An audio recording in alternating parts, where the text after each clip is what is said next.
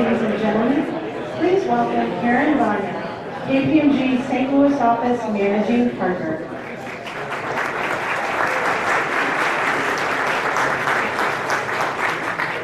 Thank you so much. Welcome. We are so excited to see all of you here this afternoon. For those that I know have attended this similar event of ours in the past, it's a little bit different format. So I really hope you enjoy the day and look forward to your feedback later this afternoon.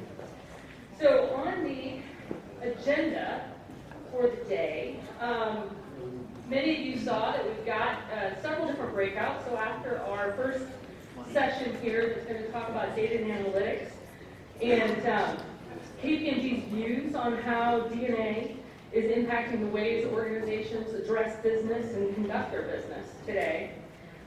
We're going to obviously then move on to a few different breakout sessions. On the back of your name tag or in the app, you will see the sessions in which you registered for. If you'd like to switch through registration, just stop by the registration desk and let them know. We'll make sure we let you know whether or not there's space in that room.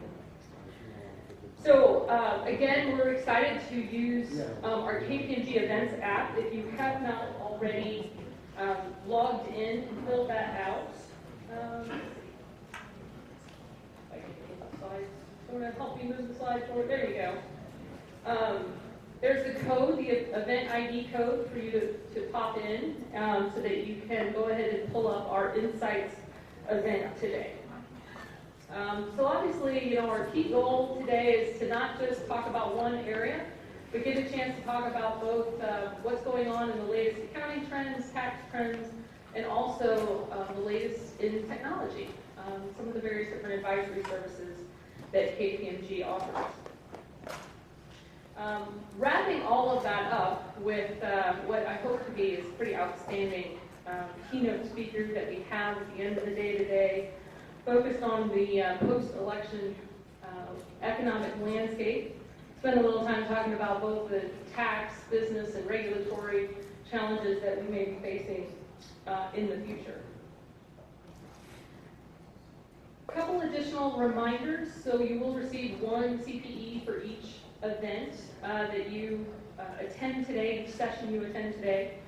And there, again, you can either sign up via the manual spreadsheets in each of the rooms, or you can use the app to log in the code. So there's actually a CPE module within that. And, sorry, now you're helping me and I went too far ahead. So this is the CPE code for the first session that we have today. So with that, I'm going to close here with a couple, I'll say, encouragements. So again, thank you for being here. We're really excited. Obviously, for those of you that got a chance to mingle here in this room, we had both our KFFL, KPMG Family for Literacy booth here in the back, as well as our virtual reality booth. They're also, after today's session, is going to move over to the reception, so you'll be able to spend a little bit more time with those then if you didn't get a chance to do it now. So with no further ado, and because we're on a tight schedule, we'll have to do some, I'll say, some quick moves in between the sessions. All the other breakouts are downstairs, so you'll come out this door, go left, and go down the stairs, or go right and go to the elevators and go down. And there's signage down there and people that will be able to direct you to the breakout session you're going to. So thank you again for being here. I'm going to turn it over to Jim Zeck, our audit partner and overall chairman of this event.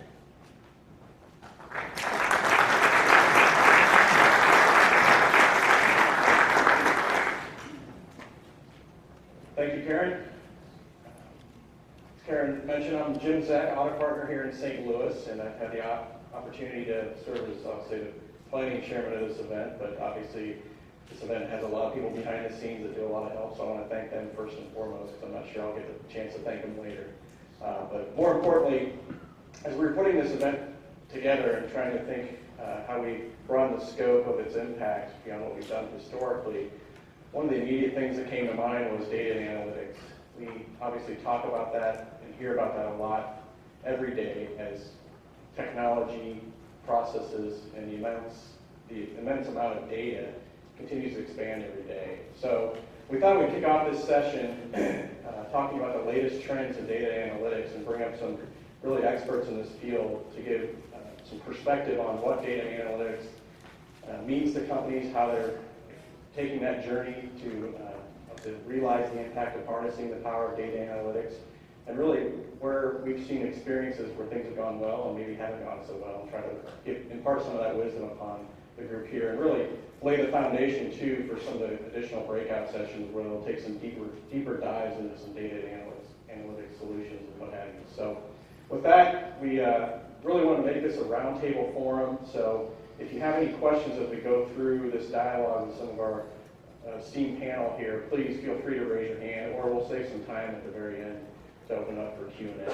So with that, we introduce our panelists. First, Roger O'Donnell, head of our data and analytics efforts here in KPMG US and international. He leads our data analytics execution strategy and deployment, especially in the audit practice. So he works with our cross-functional teams, tax advisory, and internationally. He's the head of our data analytics. So we're glad to have him here. Welcome, Roger.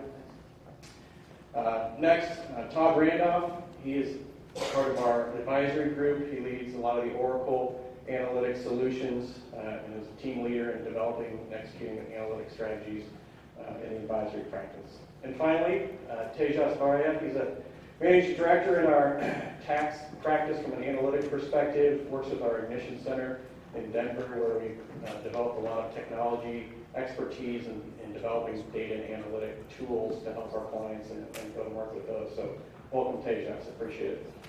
So let me just grab the clicker here.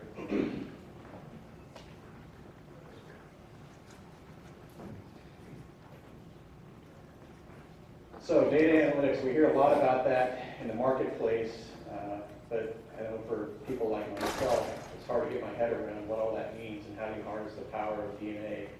And it obviously has a lot of facets to it and a lot of pieces to it. But I guess when you look at this slide and you think about what 85% of the CEOs are saying, I guess I'll ask Roger or Todd to comment. I mean, why do they see the power of DNA really, truly driving profitable growth? What is their perspective, and what have you heard from the executives you talked to from a DNA perspective? Okay, you want to go first? No, go ahead. Okay. I'll kick it off. So what we're seeing in the marketplace is really 3 or 4 key drivers for organizations to move to an analytics solution. So often will be they want some executive level dashboards and reports with a single source of truth drilling down through the organization. So that's one good starting point. Another way might be a specific functional area, say in HR or finance, where the organization is starting from wants to make better use of the data for decision making overall. And then the third way, there might be a very specific problem they're trying to solve. So one of the more interesting projects I've done is around in the automotive industry, where they're looking at making use of the data coming from the vehicles and how they can make better decisions across various departments. But the one thing in common with all these is we will typically start with, how do we find a quick win? Let's go in, do a quick assessment roadmap, and very quickly add value through a particular project that solves those problems. Then go to the next one and work your way through it. It's a very iterative type approach. That's my answer. I should have first. So I think it's an interesting result and something that we're seeing in a much more prevalent way, where CEOs are coming to the CFO's office, and the CFO's office, I think, is a little bit broader in terms of the definition of it. Is not just financial reporting, it's perhaps an FP&A function, it's treasury, and they're looking at that group as a nerve center already for what the company does in terms of reporting information externally. It manages a tremendous amount of data already, all the financial transactions, for example. And I think what they're suggesting is that given some of the developments that they've seen in terms of their use of technology already in terms of ERP systems, and their ability to connect across the organization with fundamental information that every business unit needs, that they're looking for that group to say, well, how should we be developing an analytics approach? How should we be bringing together then data sources, information that's going to be relevant for whether it be marketing, investment decisions, HR functions, supply chain, you keep going down the list. And I think people are coming back to the CFO's office and asking the question, where can you provide us, you mentioned it, the one source of truth with respect to the information that we look at internally to make those decisions. And we're seeing it become much more common for the CFO's office to be responsible for that. I guess, have you seen, do you think companies who are maybe behind the curve and thinking about implementing a DNA strategy, do you think that put them behind from a competitive advantage perspective with their peers potentially? And if so, why, I guess? Well, so I think it's important to define what data and analytics is, right? So from our perspective, it is very much a data and analytics story. I've heard it called data analytics by some other companies. And I think for our purposes, the way we define it is there's two elements to this, the data and the analytics. You have to figure out what's relevant with respect to the data and how you can trust that information to know it's reliable to make good decision-making assessments off of it.